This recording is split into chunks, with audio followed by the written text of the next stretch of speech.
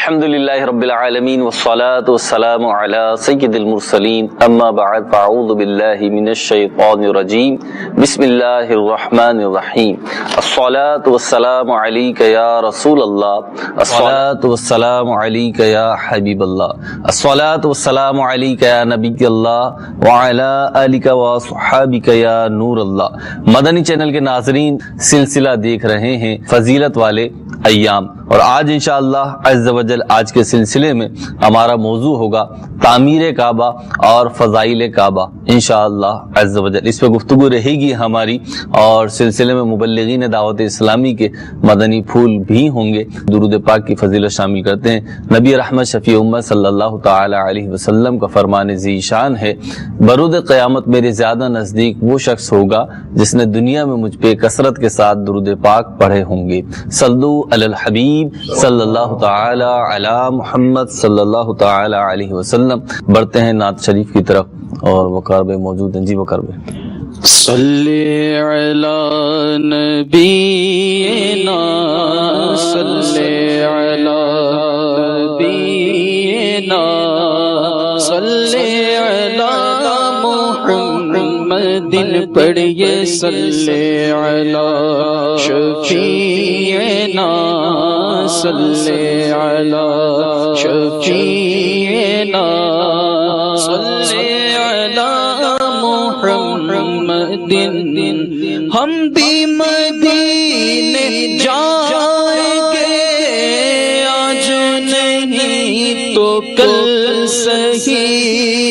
ہم بھی مدینے جائیں گے، آج نہیں تو کل سہی۔ آقا ہمیں بلائیں گے، آج نہیں تو کل سہی۔ پڑھیے صلی علی نبینا صلی علی محمد۔ حج کا شرف ہو پھر عطا یا رب مصطفیٰ۔ حج کا شرف ہو پھر عطا، حج کا شرف ہو پھر عطا یا رب مصطفیٰ۔ میٹھا مدینہ پھر دکھا، میٹھا مدینہ پھر دکھا یا رب مصطفیٰ۔ میٹھا مدینہ پھر دکھا یا رب مصطفیٰ۔ حج کا شرف ہو پھر عطا یا رب مصطفیٰ۔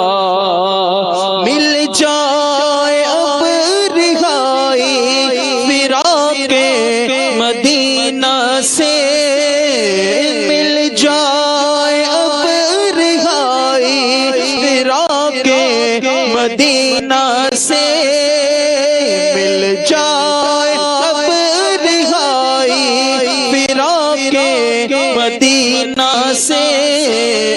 ہو یہ کرم ہو یہ عطا یا رب مصطفیٰ۔ ہو یہ کرم ہو یہ عطا یا رب مصطفیٰ۔ دے دے طواف خانہ کعبہ کا پھر شرف، دے دے طواف خانہ کعبہ کا پھر شرف۔ فرما یہ پورا مدعا یا رب مصطفیٰ۔ فرما یہ پورا مدعا یا رب مصطفیٰ۔ پھر قافلہ الہی بنے چل مدینہ کا، پھر قافلہ الہی بنے چل مدینہ کا۔ احمد رضا کا واسطہ یا رب مصطفیٰ، احمد رضا کا واسطہ یا رب مصطفیٰ، آنکھوں میں جلوہ شاہ کا اور لب پہ نعت ہو، آنکھوں میں جلوہ شاہ کا اور لب پہ نعت ہو، جب روح تن سے ہو جدا یا رب مصطفیٰ، جب روح تن سے ہو جدا یا رب مصطفیٰ، مجھ کو بقیع پاک میں مدفن نصیب ہو، مجھ کو بقیع پاک میں مدفن نصیب ہو، غوث الورا کا واسطہ یا رب مصطفیٰ، غوث الورا کا واسطہ یا رب مصطفیٰ،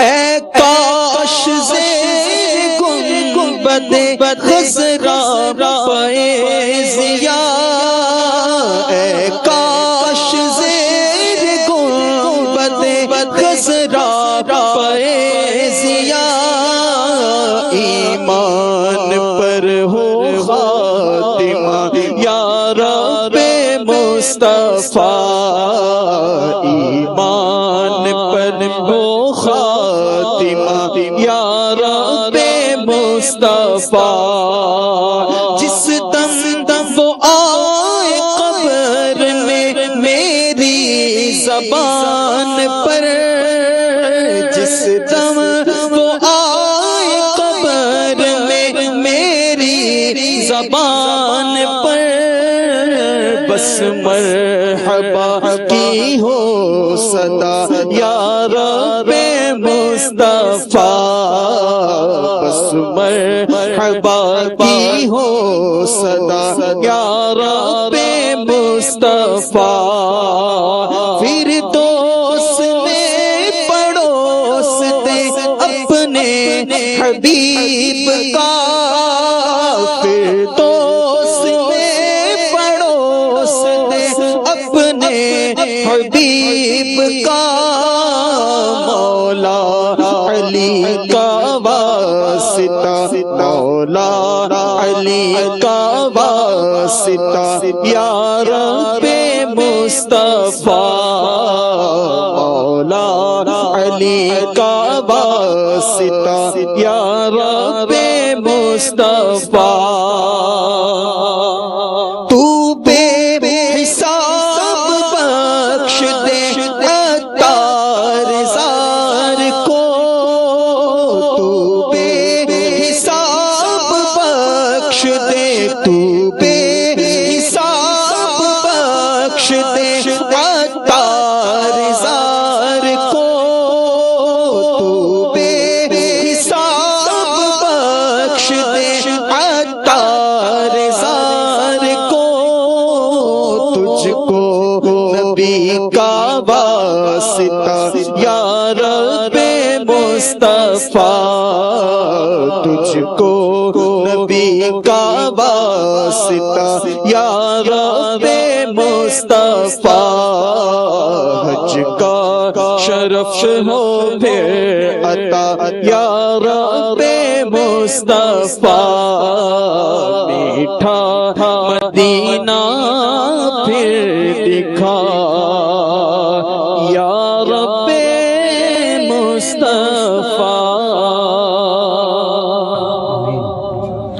پیار محترم اسلام بھائیوں، مدنی چینل کے ناظرین، اللہ رب العزت ہم سب کو، آپ کو بھی، ہم کو بھی بار بار حج بیت اللہ کی باادب حاضری نصیب فرمائے، نبی پاک صاحب الاولاق صلی اللہ تعالی علیہ وسلم کے روزہ انور کی باادب حاضری بار بار نصیب فرمائے، اور نبی پاک صلی اللہ علیہ وسلم کے روزہ اطہر پہ شہادت کی، موت بھی ان کے قدموں میں ہمیں نصیب فرمائے۔ آج کا موضوع ہے تعمیر کعبہ اور فضائل کعبہ۔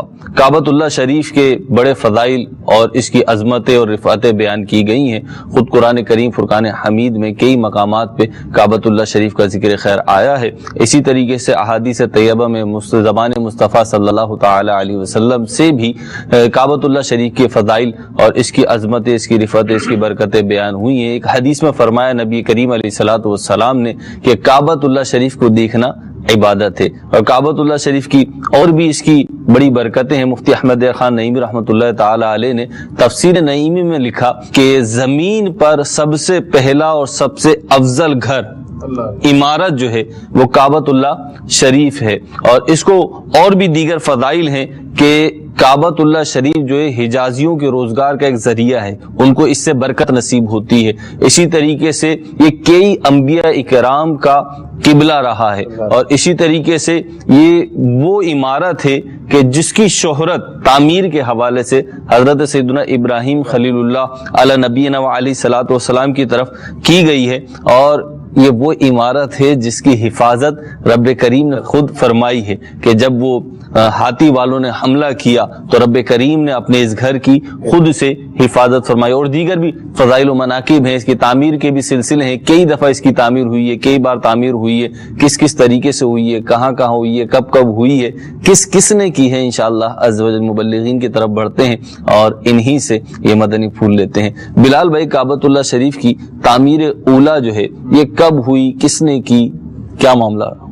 بسم اللہ الرحمن الرحیم۔ خانہ کعبہ، کعبۃ اللہ المشرفہ، جس کو دیکھنے کے لیے ہر مسلمان کی آنکھ یقیناً ترستی ہے، تڑپتی ہے، اور مومن کے دل میں اس کو دیکھنے کا شوق ہوتا ہے۔ آپ نے کہا جس کو دیکھنا عبادت ہے، سبحان اللہ۔ بلکہ مجھے ایک بات یاد آئی کہ بیت اللہ پر روزانہ 120 خاص رحمتوں کا نزول ہوتا ہے، اللہ اللہ، اور ان میں سے 20 رحمتیں خاص ان لوگوں کے لیے جو بیٹھے بیٹھے صرف کعبے کو تک رہے ہیں، اللہ، صرف دیکھ رہے ہیں، صرف دیکھ رہے ہیں۔ کیا بات ہے۔ اور خانہ کعبہ کو دیکھنا، فقط دیکھنا، اتنی برکت رکھتا ہے کہ اگر ہم اپنے وطن میں ہیں، ایک شخص عبادت میں ریاضت کرتا ہے، کوشش کرتا ہے، محنت کرتا ہے، اس کے مقابلے میں دوسرا وہ شخص ہے جو فقط خانہ کعبہ کی زیارت کر رہا ہے، تو خانہ کعبہ کو دیکھنے والا اس عبادت کرنے والے سے زیادہ افضل ہوتا ہے۔ اللہ، اور مکے کی ایک نیکی 1 لاکھ نیکی۔ سبحان اللہ۔ اب جب خانہ کعبہ کو دیکھتے ہیں، اچھا جتنا بھی سخت سے سخت دل شخص ہو، جب مکہ پاک پہنچتا ہے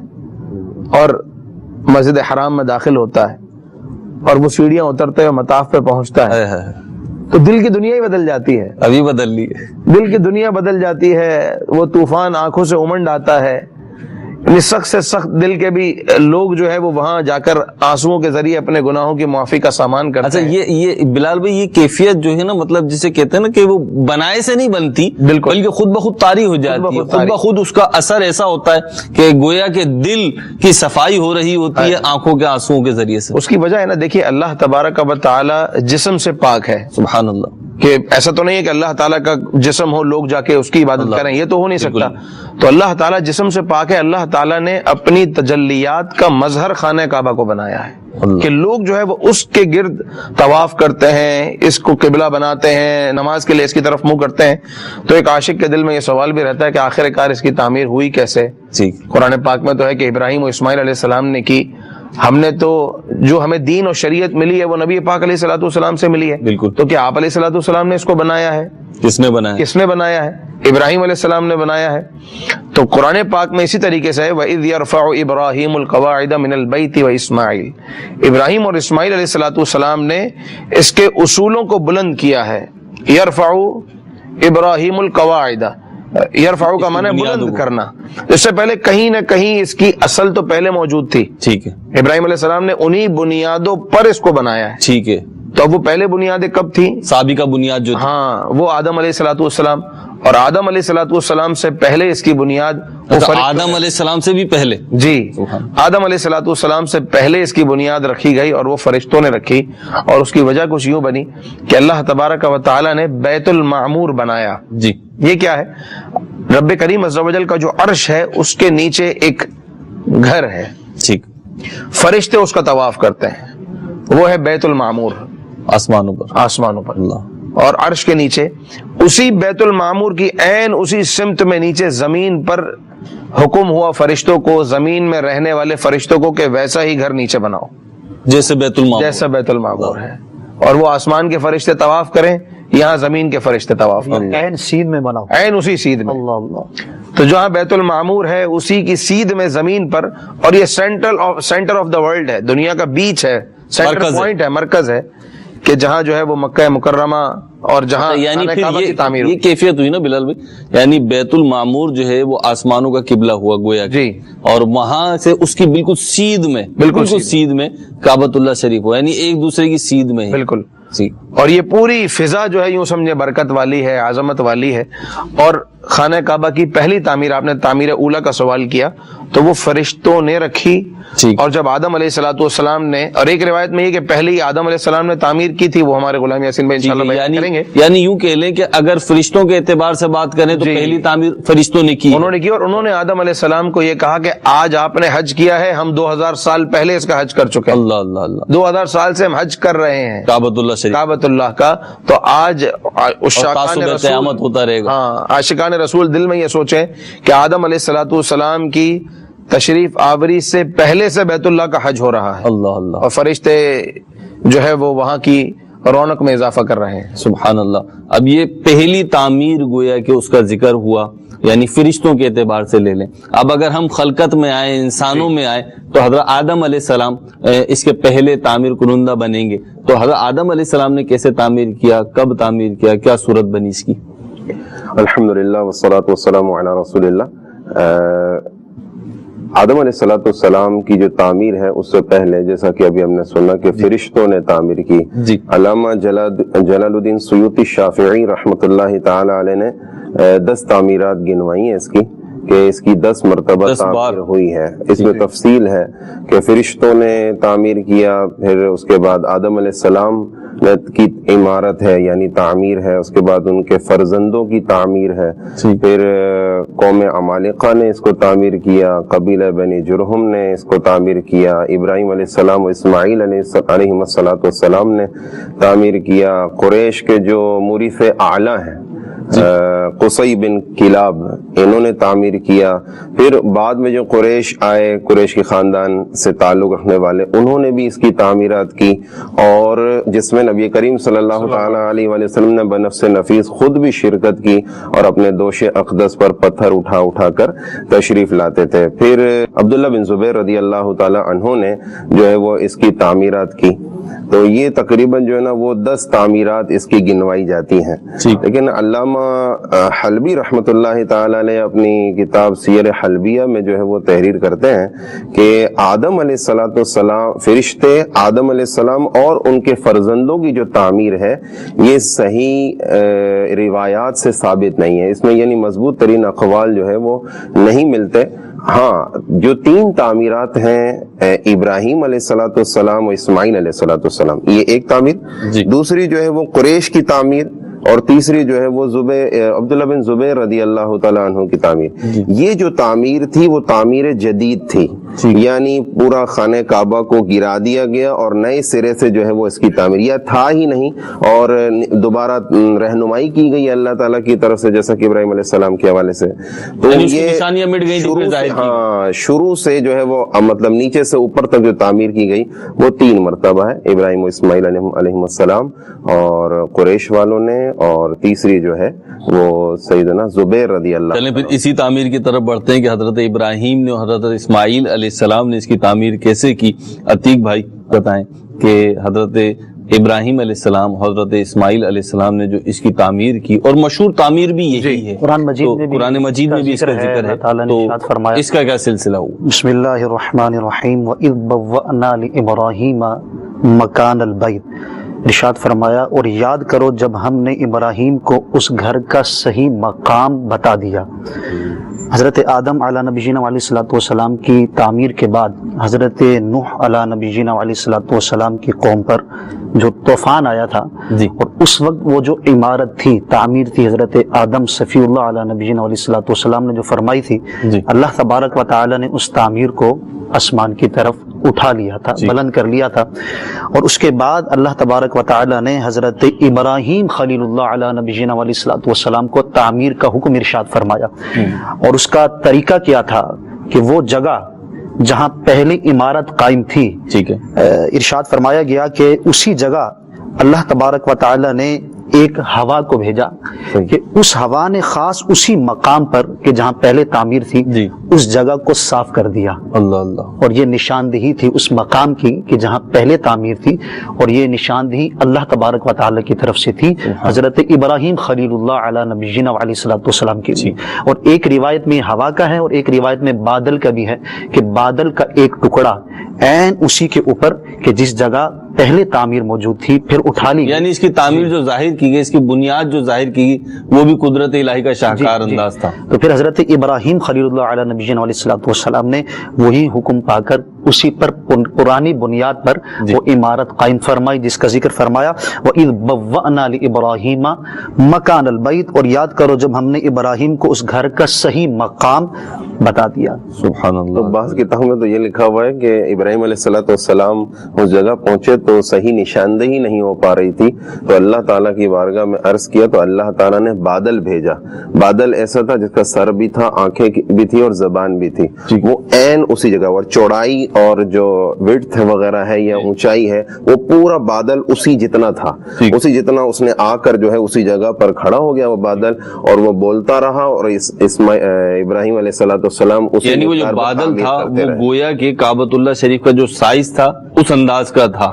اور اس کے وہ امیجنیشن ہو گئی اس کے ذریعے سے کہ اس عمارت کو اس انداز پہ ڈھالنا ہے جیسے آج جدید دور میں جو ہے وہ ماڈلز بنائے جاتے ہیں، تو گویا کہ بادل جو ہے وہ ماڈل کی صورت میں بلال بھائی آ گیا. اچھا، مدنی چینل کے ناظرین، دو سیگمنٹ بھی ہوتے ہیں ہمارے، دو مرحلے ہوتے ہیں اس سلسلے میں. ایک ہوتا ہے مقامات مقدسہ اور ایک ہے مومن کے اوصاف. انشاءاللہ عز و جل ان دونوں سیگمنٹس کی طرف بھی بڑھیں گے، اور ابھی بلال بھائی کی طرف بڑھوں گا. اور ان کا جو موضوع ہے، ویسے تو آج ہمارا پورے سلسلے کا ہی موضوع مقام مقدس ہی ہے کہ کعبۃ اللہ شریف کی تعمیر اور اس کے فضائل. بلال بھائی، ہمارا جو سیگمنٹ ہے مقامات مقدسہ، آج اس میں بتاؤں کہ آپ بتائیں گے کیا بیان کر رہے ہیں؟ چلیں آپ تو اس کی تفصیل بیان کریں گے. مدنی چینل کے ناظرین چلیں جی.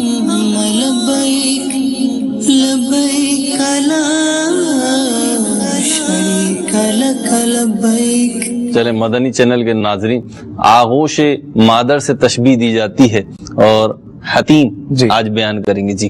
اور ہمارے موضوع سے اس کی یوں بھی مناسبت ہے کہ حتیم کعبے کا حصہ ہے اور تعمیر کعبہ کی بات ہو رہی ہے. حتیم کعبے کا حصہ. جی. پہلے تو یہ بتائیے حتیم ہے کیا؟ حتیم خانہ کعبہ کے ساتھ ایک چاند نما نظر آتا ہے جس میں لوگ جا کر نماز پڑھنے کو باعث برکت سمجھتے ہیں.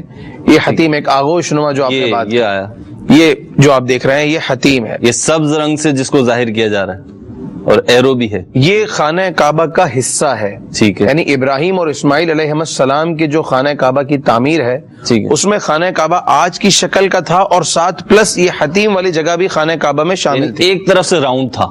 جی، ایک طرف سے راؤنڈ تھا اور ایک طرف سے جو ہے وہ مستطیل یعنی سیدھا تھا.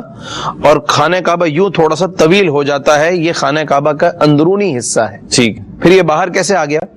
ہوا یوں کہ قریش نے جب دوبارہ تعمیر کی تو یہ ایک اور تعمیر ہے. یہ جو قریش والی تعمیر ابراہیم اور اسماعیل علیہ السلام کی تعمیر کے جو بعد ہوئی نبی پاک علیہ السلام کے زمانے میں، ٹھیک ہے، تو قریش بھی خانہ کعبہ کی عمارت کو اتنا مقدس سمجھتے تھے کہ 100% جو مال حلال ہے اسی سے تعمیر ہونی ہے. اللہ، اس دور میں تو تعمیر کعبہ جب ہونے لگا تو مال حلال جتنا تھا اس سے تعمیر کعبہ تو ہو گیا، اور یہ حتیم کا جو حصہ ہے یہ نہ بن سکا کیونکہ اتنے زیادہ وسائل نہیں تھے. تو ایک نشان لگا کے چھوڑ دیا گیا کہ یہ کعبے کا حصہ ہے. مگر اللہ تبارک و تعالیٰ کو منظور یہ تھا، شاید غریبوں کے خانہ کعبہ میں داخلے کی آسانی کا سبب تھا کہ غریب بھی جو ہے وہ خانہ کعبہ میں داخل ہو سکے. بہرحال تو یہ خانہ کعبہ کا یوں حصہ نہ بنا، لیکن خانہ کعبہ کا حصہ تعمیر میں شامل نہ ہوا. اس کے بعد عبداللہ بن زبیر رضی اللہ تعالیٰ عنہ نے جو تعمیر کی تو اب انہوں نے شامل کر لیا. ٹھیک ہے.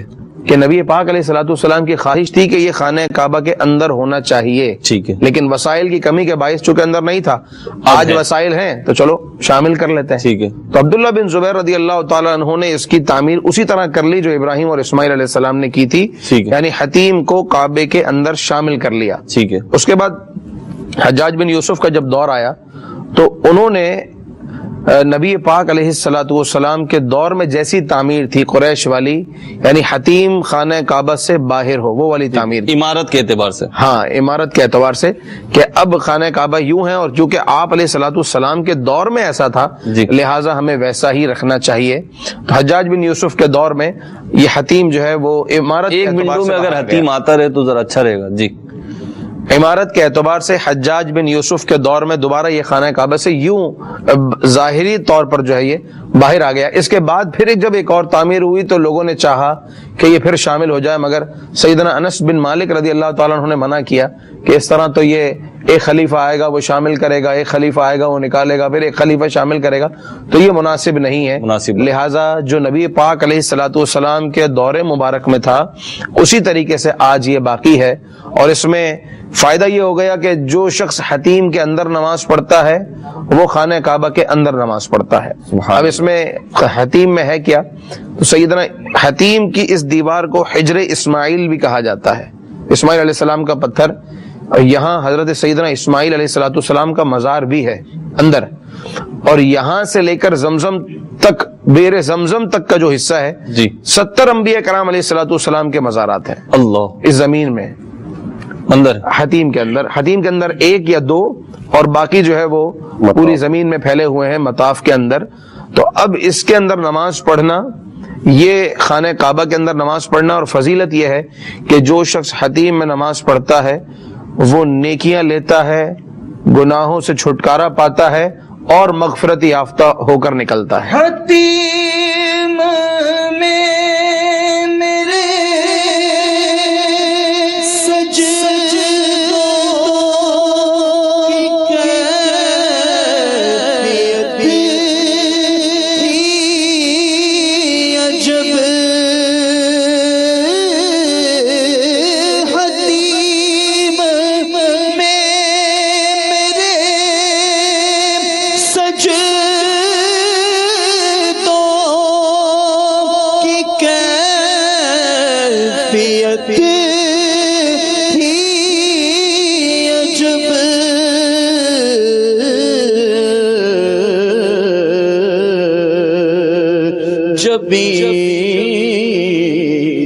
زمین پہ تھی اور ذہن کہکشاں میں تھا، خوشا وہ دن ہر میں پا۔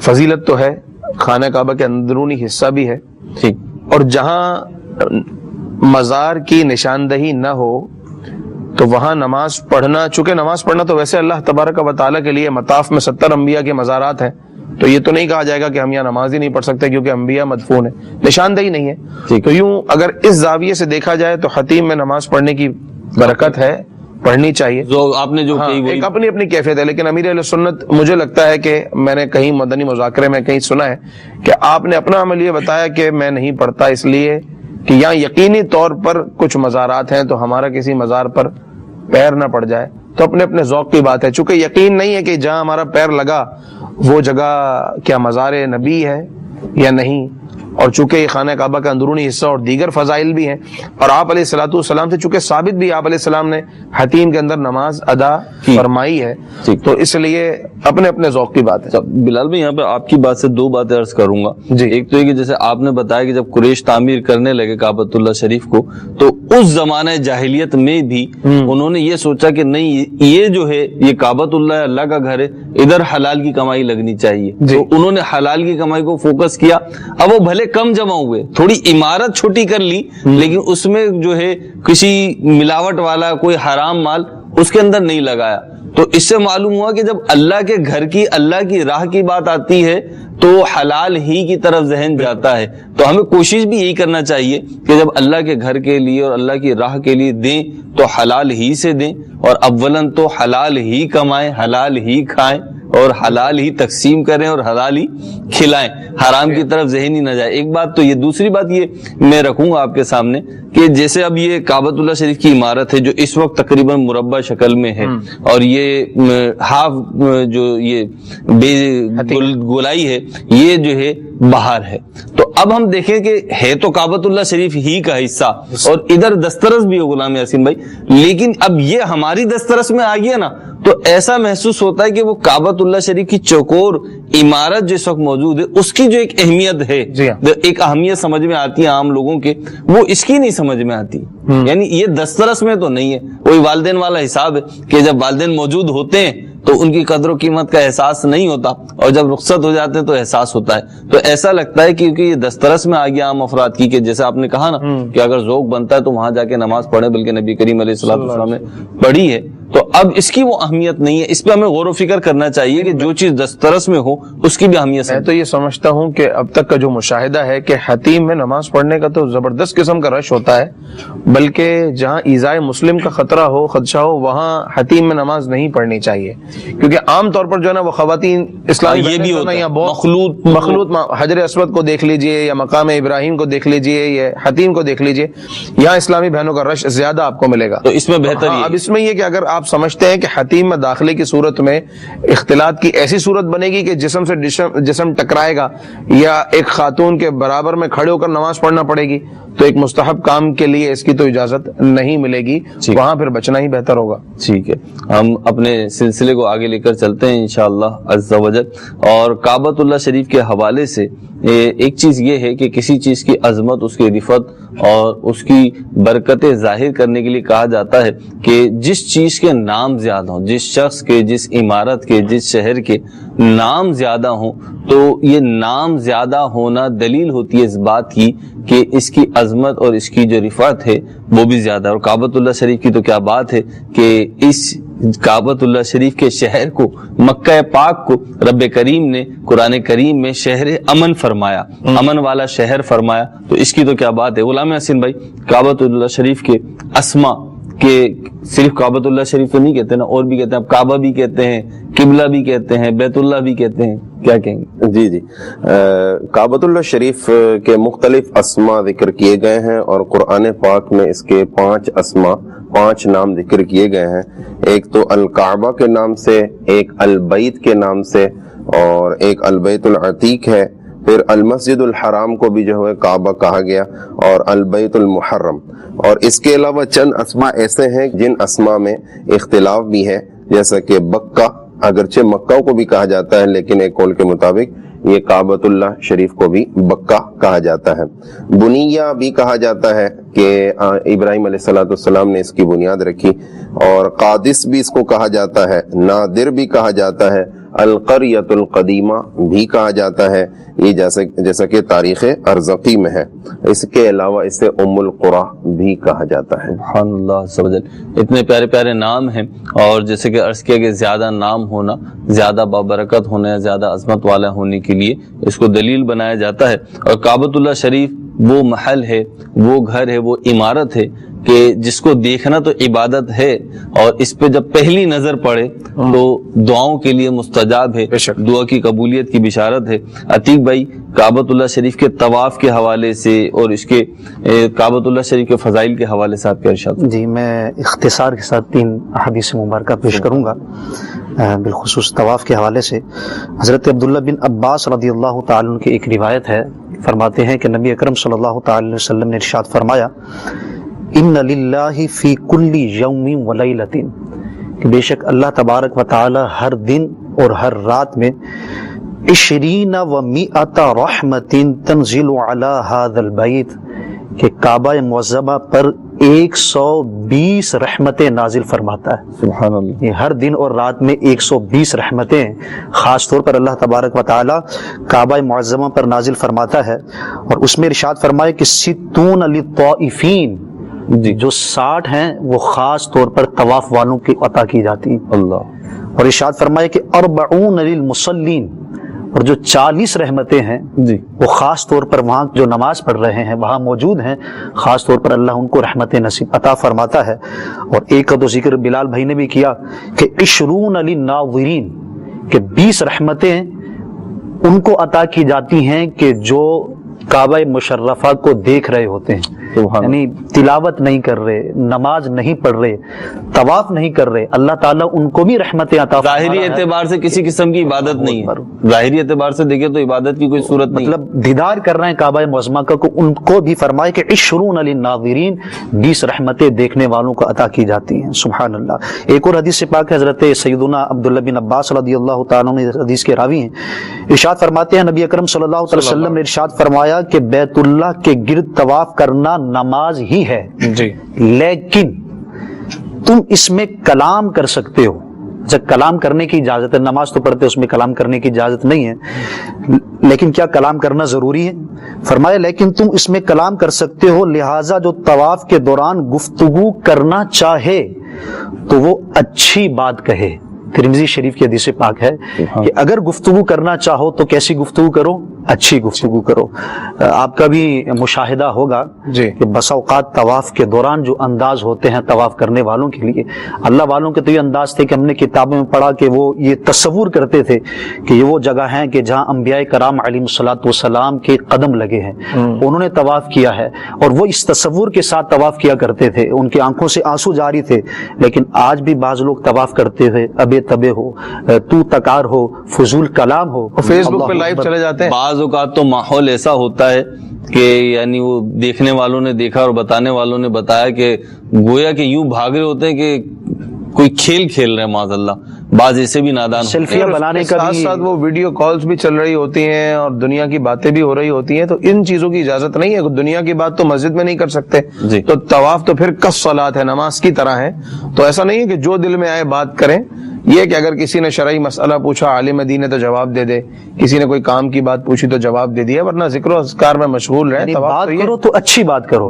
ایک اور حدیث پاک ہے، نبی اکرم صلی اللہ علیہ وسلم نے ارشاد فرمایا طواف کرتے ہوئے ہر قدم کے بدلے اللہ تبارک و تعالی 10 نیکیاں عطا فرماتا ہے، اور 10 گناہوں کو مٹاتا ہے، اور 10 درجات بلند فرما دیتا ہے۔ ایک قدم پہ 3 چیزیں مل رہی ہیں، کیا بات ہے۔ اور بارش ہو جائے تو کیا بات ہے، حدیث پاک کے خلاصے کے مطابق بارش میں طواف کرنے والا ایسا ہے جیسا کہ وہ اللہ کی رحمت میں تیر رہا ہے۔ اللہ اللہ سبحان اللہ۔ فضیلت کعبہ کی بات چل رہی ہے، کسی اور انداز سے فضیلتیں بھی بیان کی گئی ہیں کہ اس کعبے کی فضیلت یہ ہے کہ پرندے جو ہے نا اس کے اوپر آ کر نہیں بیٹھتے، اس کی فضیلت، چھتوں پر بیٹھ جاتے ہیں پرندے لیکن اس چھت پر آ کر نہیں بیٹھتے۔ اسی طرح کعبے کی سیدھ میں اوپر جو فضا ہے، جب پرندے آتے ہیں تو سائڈ سے ادھر ادھر سے نکل جاتے ہیں، اس کے اوپر سے جو ہے کعبۃ اللہ سے این اوپر سے جو ہے وہ نہیں گزرتے، یہاں تک کہ پرندے جو ہے وہ بیمار ہو جاتے ہیں تو اس فضاؤں میں آ کر اس کی ہوا لیتے ہیں اور اس سے شفا یاب ہوتے ہیں۔ اللہ اللہ۔ مزید کہا گیا کہ وحوش جو ہے، وحشی جانور ہیں، وہ حرم میں جو ہے نا وہ ایک دوسرے پر جو ہے نا وہ حملہ نہیں کرتے۔ حرم میں خانہ کعبہ بھی شامل ہے، حرم کا دیگر ایریا بھی شامل ہے۔ اسی طرح کتے جو ہے وہ ہرن پر حملہ نہیں کرتے، یہ حرم مکی کی برکت ہے۔ لوگوں کے دل جو ہے وہ کعبہ کی طرف جو ہے وہ کھینچتے چلے جاتے ہیں، اور جب اس کی زیارت کرتے ہیں تو ان کی آنکھوں سے جو ہے وہ آنسو جاری ہو جاتے ہیں۔ یہ بھی کعبے کی فضیلت کہا گیا۔ اور ایک فضیلت کہا گیا کہ ہر شب جمعہ کو ارواح اولیاء جو ہے نا خانہ کعبہ میں جمع ہوتی ہیں، اس حرم میں جمع ہوتی ہیں۔ اور اس کی فضیلت ایک یہ بھی بیان کی گئی کہ بے حرمتی کا قصد کرنے والا اگر آ جائے تو وہ تباہ و برباد کر دیا جاتا ہے، اور اگر قاتل یہاں آ جائے تو اس پر حد قائم نہیں کی جاتی۔ اور عمر بن خطاب رضی اللہ تعالیٰ عنہ فرماتے ہیں کہ اگر میرے والد کا قاتل بھی اگر یہاں آ جائے تو میں اسے قتل نہیں کروں گا، اس پر حد قائم نہیں کروں گا یہاں تک کہ وہ باہر نکل جائے۔ امن کی جگہ ہے۔ حضرت ابراہیم علیہ السلام کی دعا بھی ہے، وَإِذْ قَالَ إِبْرَاهِيمُ رَبِّ اجْعَلْ هَذَا بَلَدًا۔ حضرت ابراہیم علیہ السلام نے اللہ تعالیٰ کی بارگاہ میں دعا کی کہ اے مالک و مولا اس شہر کو امن والا بنا دے۔ سبحان اللہ سبحان اللہ عز و جل۔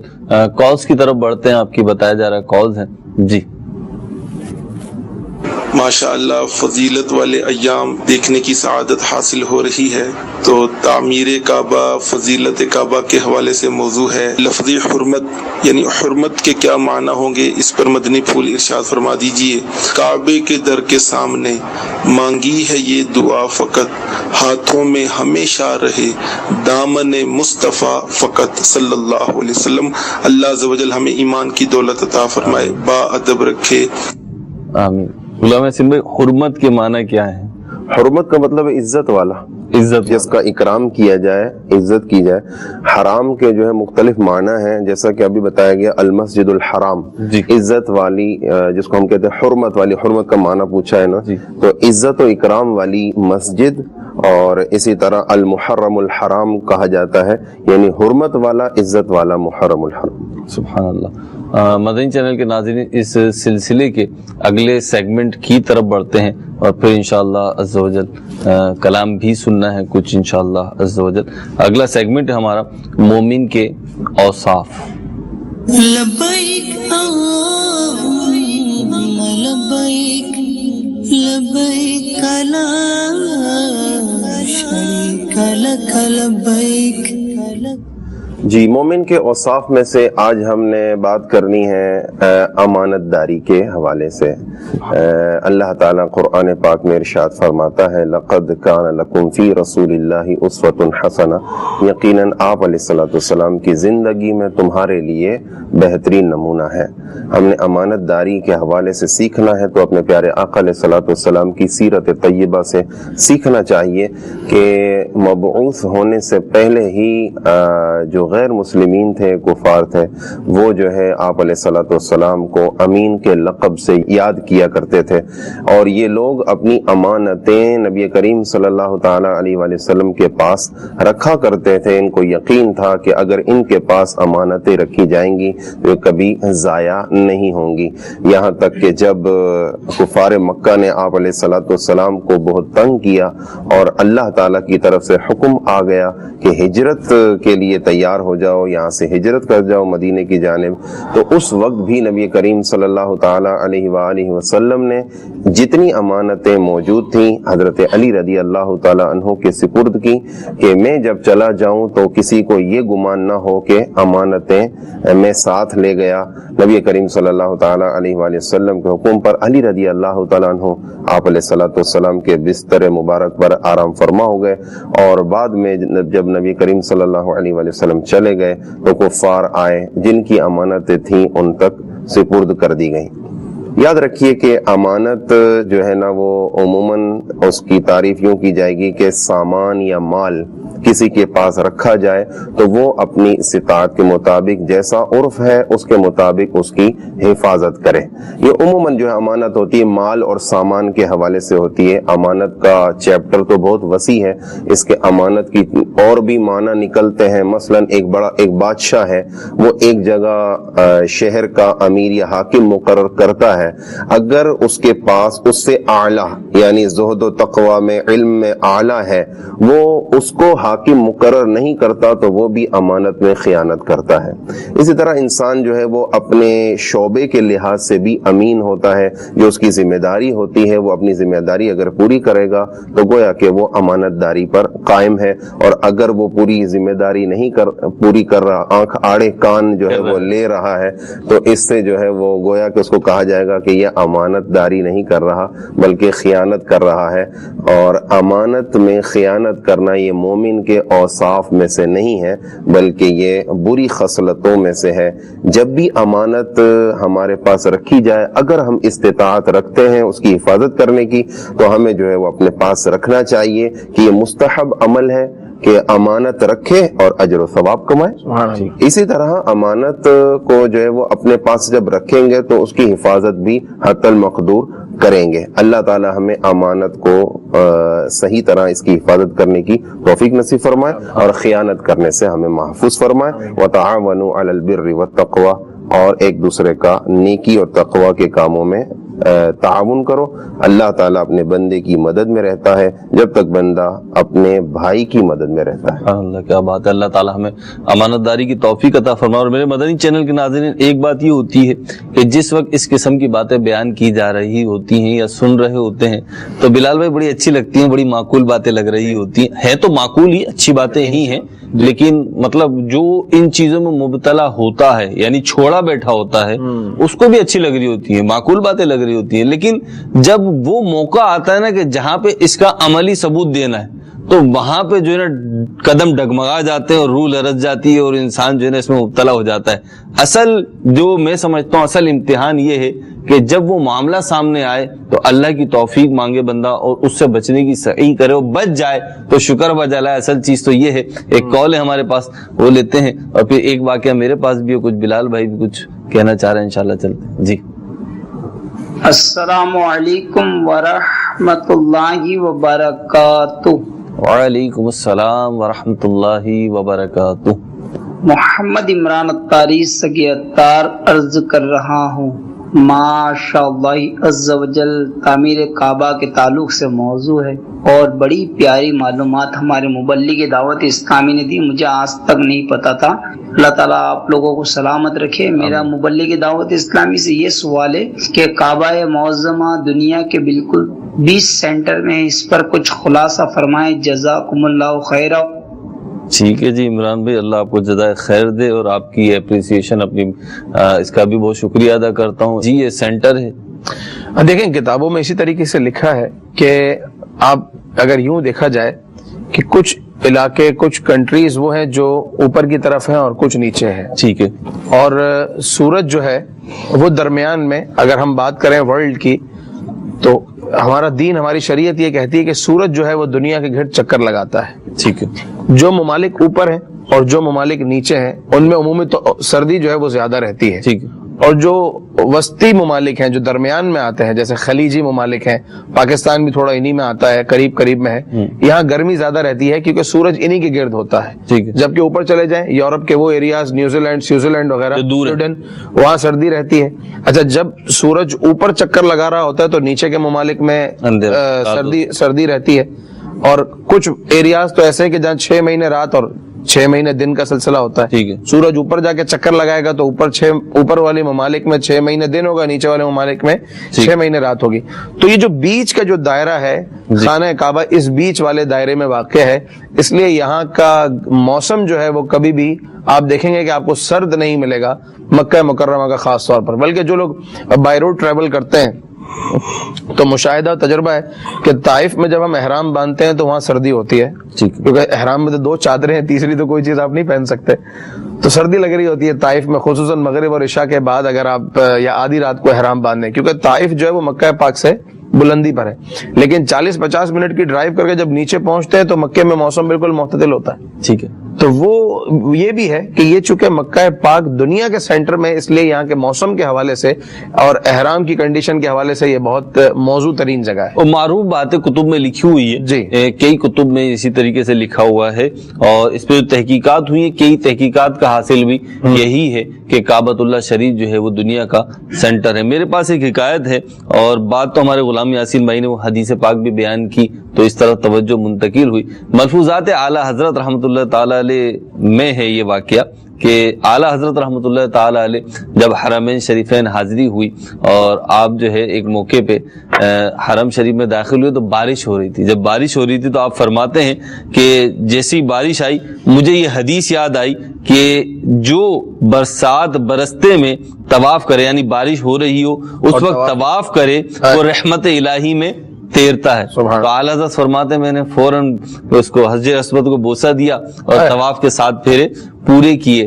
تو ایک اور اسی وقت اعلیٰ حضرت رحمۃ اللہ تعالی علیہ کے ہم اثر بزرگ گزرے مولانا محمد اسماعیل رحمۃ اللہ تعالی علیہ, انہوں نے جب اعلیٰ حضرت کو دیکھا تو کہا کہ ایک ضعیف حدیث کے لیے تم نے اپنے بدن کی یہ بے احتیاطی کری, کیوں؟ بخار آ گیا تھا اعلیٰ حضرت رحمۃ اللہ تعالی علیہ کو. تو اعلیٰ حضرت نے ان کو جواب دیا کہ حدیث مبارکہ ضعیف, میں اپنے انداز میں بیان کر دیتا ہوں اس بات کو, حدیث مبارکہ کے الفاظ ضعیف ہیں مگر امید بحمدہ تعالی قوی, امید قوی ہے, یعنی امید مضبوط ہے. تو یہ ہمارے اسلاف کا انداز ہوا کرتا. مہروز بھائی آپ بھی ماشاءاللہ مدنی ہیں اور آپ بھی سمجھتے ہیں اور سبھی سمجھتے ہیں اس بات کو کہ ضعیف جو ہے وہ حدیث نہیں ہوتی, سند ہوتی ہے. حدیث تو حدیث ہی ہوتی ہے. جی جی. وہ ہم تک پہنچنے میں یا ضعیف ہوتی ہے یا قوی ہوتی ہے. ٹھیک ہے. تو اور ویسے بھی فضائل کے اندر ضعیف احادیث کا اعتبار ہوتا ہے، مقبول ہے، بالکل مقبول ہوتی ہے. وہی نا اعلیٰ حضرت رحمۃ اللہ تعالی کی یقین کی کیفیت، اور پھر جو برجستہ جواب دیا، ظاہر سی بات ہے اعلیٰ حضرت تھے، بالکل. اور عمل کی بھی کیفیت ایسی، علم میں بھی پختگی. نہیں، ہمارے مدنی چینل کے ناظرین کو بھی یہاں یہ سمجھنا چاہیے کہ اگر کوئی بات پر اس طرح کی بات کرتا ہے نا کہ یہ حدیث ضعیف ہے، حدیث ضعیف ہے، تو حدیث جو نبی پاک علیہ الصلوۃ والسلام کا قول ہے وہ ضعیف نہیں ہوتا. جی ہاں، وہ ہم ٹھیک ہے، اس کو عرفاً کہہ دیا جاتا ہے حدیث ضعیف ہے، لیکن نبی پاک علیہ الصلوۃ والسلام کا قول ہم پر پہنچنے تک اس راستے میں اور اس روایت کے اندر اور راویوں کے اندر ضعف ہوتا ہے. اور پھر بھی اگر وہ حدیث کوئی فضیلت بیان کر رہی ہے، جیسے ہر قدم پہ اتنی نیکیاں ملیں گی، یہ بارش میں طواف کرنے پر رحمتوں میں تیرنے والی بات، تو یہ وہ چیزیں ہیں کہ اس کو کہاں مقبول ہوگی، کیسے مقبول ہوگی، اس کی مختلف کیفیات ہیں جو اہل علم میں معروف ہیں. ہمارے وقار بھائی بیٹھے ہوئے ہیں. وقار بھائی، میرا دل کر رہا ہے کہ کوئی ایسا کلام ہو کہ یاد مکہ شریف بھی ہو جائے، یاد مدینہ بھی ہو جائے، جو عاشقان رسول وہاں موجود ہیں ان کی بھی کچھ نمائندگی ہو جائے، اور کچھ جو ہے ہماری طرف جو ہے وہ بھی ظاہر ہو جائے. اتنی ساری خواہشیں کر دی، ہو جائیں گے ایک کلام؟ سب ایک کلام میں ہونی چاہیے. چلیں آپ جیسے چاہیں. صلی اللہ تعالی علیہ وسلم. خواہش کرنے میں تو حرج نہیں ہے نا، فرمائش کرنے میں تو حرج نہیں ہے. کشتی آپ پہ چھوڑ دیے، لنگر اٹھا دیے. کی رونق کعبے کا منظر، کعبے کی رونق کعبے کا منظر، اللہ اکبر اللہ اکبر، دیکھو تو دیکھے ہی جاؤ برابر، اللہ اکبر اللہ اکبر. ہم دے خدا سے تر ہے زبانیں، کانوں میں رس گولتی ہیں اذانیں. ہم دے خدا سے تر ہے زبانیں، ارے کانوں میں رس گولتی ہیں اذانیں. بس ایک صدا رہی ہے برابر، اللہ اکبر اللہ اکبر. کعبے کی رونق کعبے کا منظر، اللہ اکبر اللہ اکبر. اور بھیجا ہے جنت سے تجھ کو خدا نے، اور چوما ہے تجھ کو میرے مصطفیٰ نے. بھیجا ہے جنت سے تجھ کو خدا نے، ارے چوما ہے تجھ کو میرے مصطفیٰ نے. اے حجر اسود تیرا مقدر، اللہ اکبر اللہ اکبر. کعبے کی رونق کعبے کا منظر، اللہ اکبر اللہ اکبر. دیکھو تو دیکھے جاؤ برابر، اللہ اکبر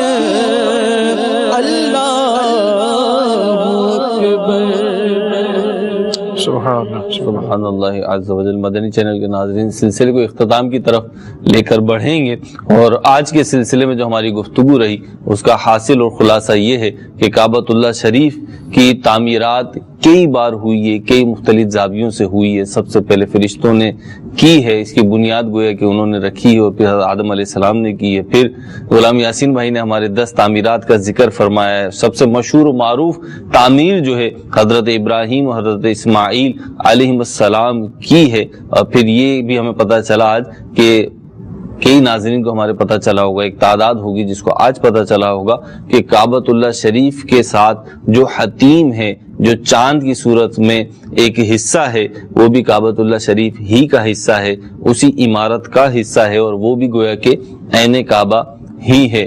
اس کو دیکھنے کے فضائل، اس کو دیکھ کر دعا کا مستجاب ہونا ہم نے سنا ہے، اور انشاءاللہ اس کے کئی برکات ہم نے سنی ہیں، اس کے نام بھی کئی ہم نے سنے ہیں اس کے، اور کعبۃ اللہ شریف کی عظمتوں کے کیا کہنے۔ بہت ساری چیزیں ایسی ہوتی ہیں کہ جب بیان کی جاتی ہیں تو اتنی اثر انگیزی کے ساتھ سمجھ نہیں آتی، دل میں نہیں اترتی بلال بھائی، لیکن جب انسان پہ وہ چیز بیتتی ہے، جب انسان اس چیز کا سامنا کرتا ہے تو پھر سمجھ میں آتا ہے اچھا یہ بات جو کہی گئی تھی وہ یوں ہے۔ تو میں سمجھتا ہوں کعبۃ اللہ شریف کی جو تجلیات ہیں اور اس کی جو برکات ہیں، اور ہم جو بیان کرتے رہتے ہیں، یہ اپنی جگہ ہے، لیکن کعبۃ اللہ شریف کو جب بندہ پہنچتا ہے نا، جو بات آپ نے شروع میں کہی تھی، پہنچتا ہے، اس کا دیدار کرتا ہے، اس کی زیارت کرتا ہے، تو اس کی کیفیت کچھ اور ہی ہوتی ہے، اور پھر وہاں جا کے پتہ چلتا ہے کہ اس کی عظمت، اس کی رفعتیں کیا ہیں۔ ایک بڑا پیارا شعر ہے، اس پہ اختتام کروں گا کہ جس شہر نے پائی تیری ہجرت سے سعادت، جس شہر نے پائی تیری ہجرت سے سعادت، کعبے سے کشش اس کی ہر دل میں سوا ہے۔ صلو علی الحبیب صلی اللہ تعالی علی محمد صلی اللہ تعالی علیہ وسلم۔